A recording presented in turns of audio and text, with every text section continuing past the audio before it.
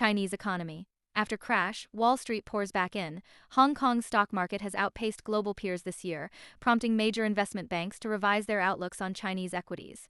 The rally, driven by an expected earnings rebound, improved policy signals, and growing domestic investor confidence, has reshaped sentiment toward China's markets. Morgan Stanley and JPMorgan have both upgraded their forecasts for key Chinese indexes. Morgan Stanley lifted its year-long Hang Seng Index target to 25,800, up from 24,000, marking its second revision in a month. The bank also raised its MSCI China Index forecast from 77 to 83.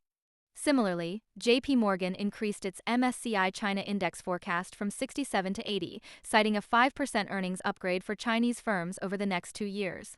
The firm pointed to a fourth-quarter earnings turnaround after 13 consecutive quarters of underperformance, with 80% of companies surpassing expectations. Chinese financial media outlet Caixin wrote this week that Beijing's shift from regulatory rectification to revitalization has played a crucial role in restoring market confidence. President Xi Jinping's meeting with private entrepreneurs in February signaled stronger government support for the private sector. The surge in Chinese AI stocks, led by DeepSeek's breakthrough in early 2025, has also fueled momentum. While China's AI leadership remains a key investment theme, chip constraints continue to pose challenges. However, there is also the fact that after 2 years of stock market collapse, Chinese equities are rising from a very low base. Indeed, China's stock market is still down from its 2021 peak. Despite challenges such as regulatory uncertainties and property sector risks, analysts suggest that China's rally is entering a sustainable phase. Markets don't move in straight lines, noted investment strategist Mark Muse, emphasizing that improved policy clarity and investor confidence could sustain the upward trajectory. As of March 27, the Hang Seng Index had gained 17.5% year-to-date, while the MSCI China Index rose 16%. Meanwhile, Chinese financial regulators have begun allowing select companies to proceed with mainland initial public offerings, IPOs, signaling a potential revival in equity listings after a significant decline. The shift suggests a renewed government strategy to bolster market confidence and encourage capital inflows. According to Chinese financial media, companies in the technology, advanced manufacturing, and consumer sectors have recently been given approval to begin filing IPO paperwork.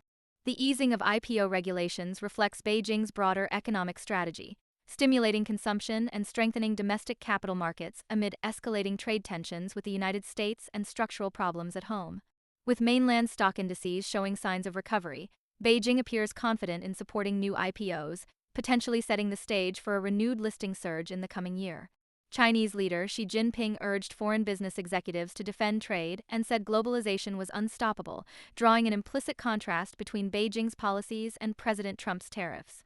In a rare meeting, the Chinese president summoned a who's who list of foreign executives from companies such as Pfizer, Blackstone, and Mercedes-Benz to Beijing's Great Hall of the People on Friday.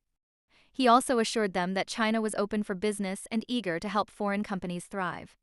Beijing's charm offensive toward Western companies over the past week has included tentative steps at diplomacy with the U.S. On Sunday, Chinese Premier Li Chang met with a Trump ally Sr. Steve Daines, Montana, who said the meeting laid the groundwork for an in-person summit between President Trump and Xi. Beijing's recent messaging, including at an annual forum for global executives that concluded Monday, presents China as an anchor of stability in a tumultuous world and seeks to turn foreign business leaders into allies in the fight against Trump's tariffs. Still, some participants at the earlier forum said it was clear that China's openness has limits. Beijing's drive for self-sufficiency in technology and other industries has created a skewed playing field, they said. An increase in competition from local rivals has also eroded foreign brands' market share, for example, in the vehicle sector. While global CEOs are concerned about Trump's tariffs, they are also uneasy about China's economy. Last year, China's economic growth dropped to 5%, according to official figures, one of the lowest levels in decades, while its real estate market remains mired in a multi-year slump. Foreign investment in China fell 29% in 2024 from the previous year in yuan terms, marking the second consecutive year of decline. Friday's gathering included American CEOs with long-standing ties to China, such as Steven Schwarzman of private equity firm Blackstone and Cristiano Amon of chipmaker Qualcomm. Others in attendance included Pfizer CEO Albert Bourla, Toyota chairman Akio Toyoda, Mercedes-Benz Management Board chairman Ola Kalinius, and Georges Elhedery of HSBC. She stated that China is committed to peaceful development and to further opening its markets to foreign investment. During this week's China Development Forum, a yearly gathering of foreign executives and Chinese policymakers, Chinese leaders received some praise from foreign dignitaries for their economic management. Columbia University economist Jeffrey Sachs criticized the U.S. and praised China's leadership in a speech on climate change. "There's one well-governed place in the world, that's China," Sachs said. Still, she may struggle to persuade foreign enterprises with his investment pitch. "Everybody is going to hold their fire right now," said Stephen Roach, a senior research scholar at Yale University's law school who attended the China Development Forum. "The level of uncertainty is very high, just in terms of what Trump is going to do and how China might retaliate."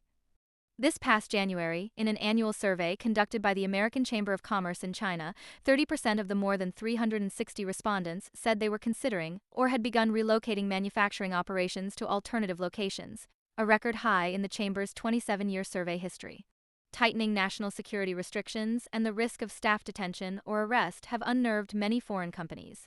However, Beijing sent a positive signal this past week with news that 5 Chinese employees of the New York-based due diligence firm Mintz Group had been released after being detained during a raid on the company in March 2023.